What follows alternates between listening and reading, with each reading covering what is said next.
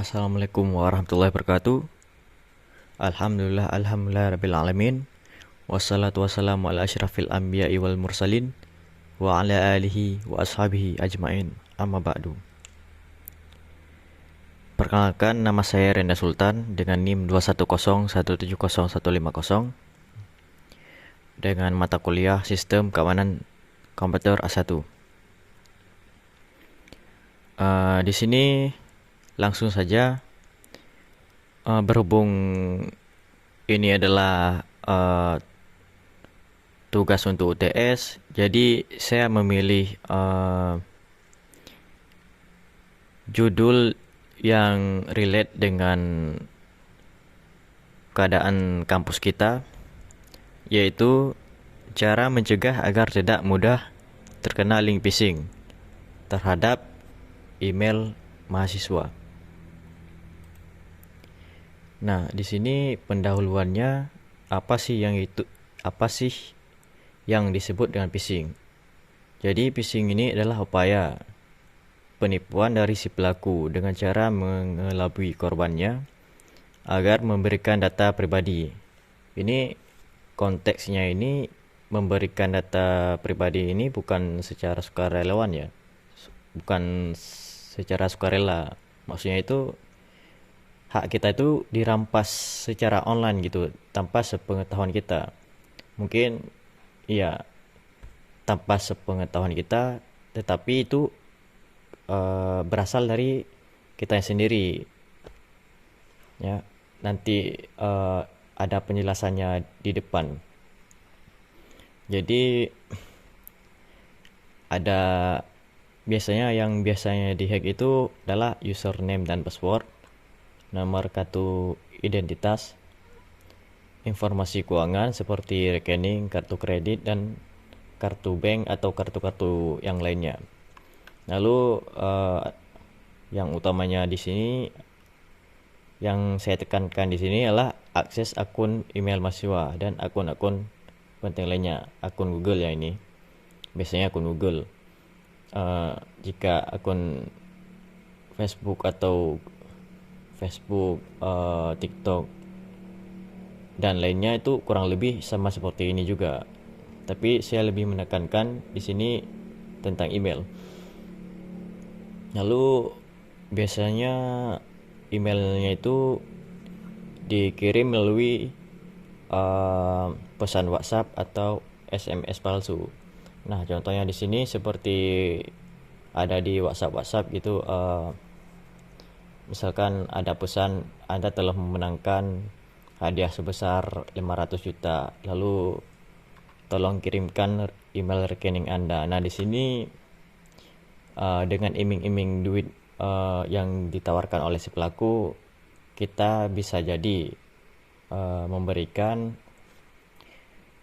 rekening kita. Nah, di situ kita tidak tahu cara mereka bertindak di balik layar itu seperti apa. Jadi kita harus hati-hati, tidak boleh memberikan rekening kita sembarangan kepada orang lain. Nah, di sini ada poin ketiga, yaitu link di media sosial atau situs web tiruan. Nah, di sini ada dampak-dampaknya. Jika email mahasiswa diretas, maka bisa terjadi, yang pertamanya itu bisa kehilangan akses akun akademik. Spesifiknya itu email akademik, LMS, Google Workplace Campus, ya seperti itulah. Lalu ada poin kedua, penyalahgunaan identitas untuk penipuan. Jadi di sini misalkan email saya yang diretas dengan atas nama saya Renda Sultan. Misalkan email saya diretas itu, bisa jadi si pelaku ini mempunyai niat buruk atau apa gitu. Jadi yang kenanya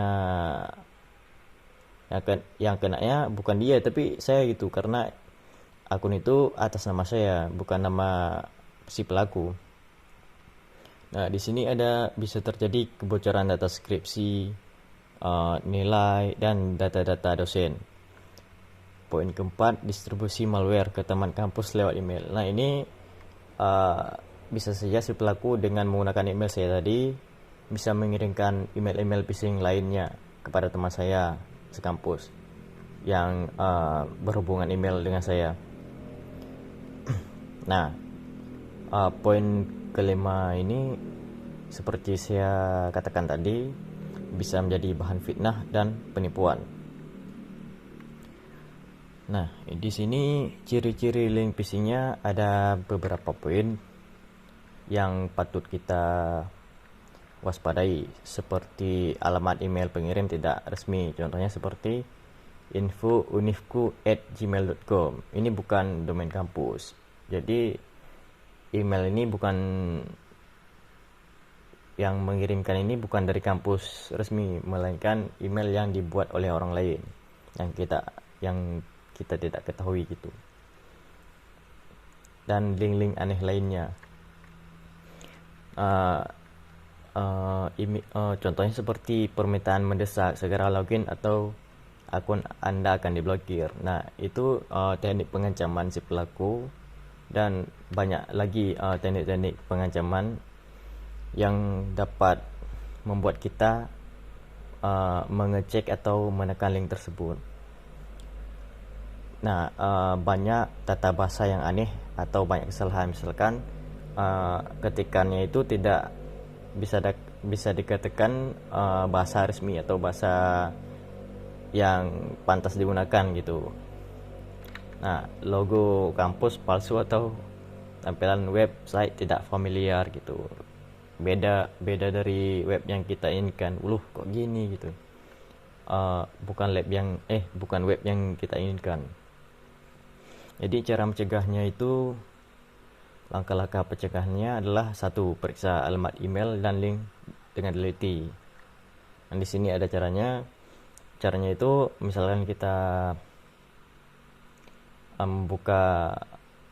ingin mengeceknya di PC atau di laptop, itu cukup mengarahkan kursor mouse di link URL-nya gitu. Ini mengarah kemana gitu.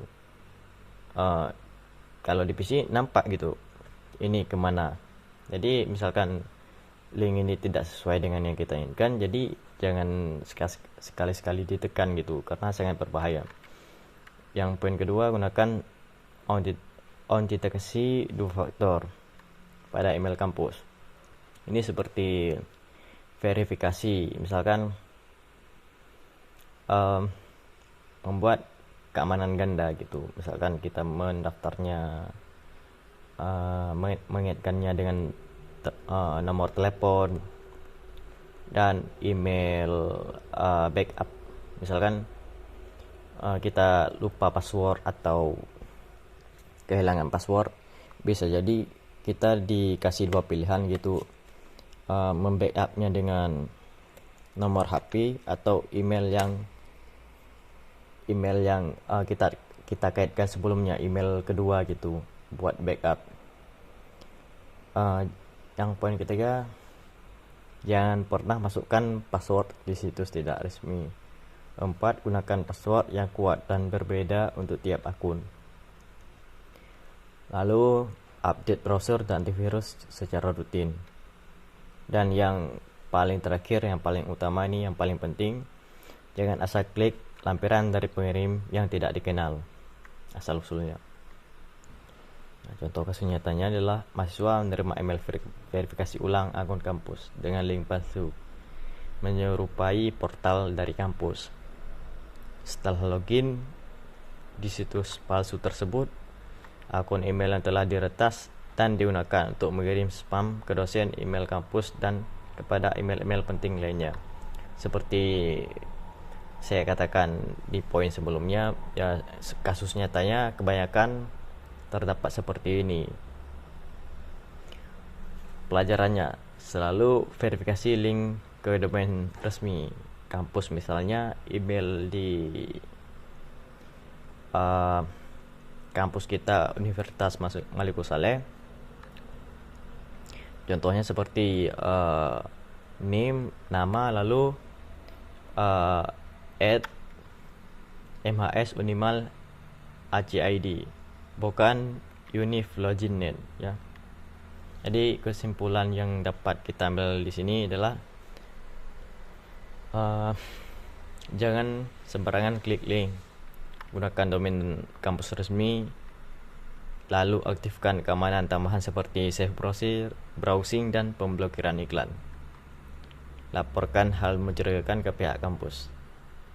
Dan quote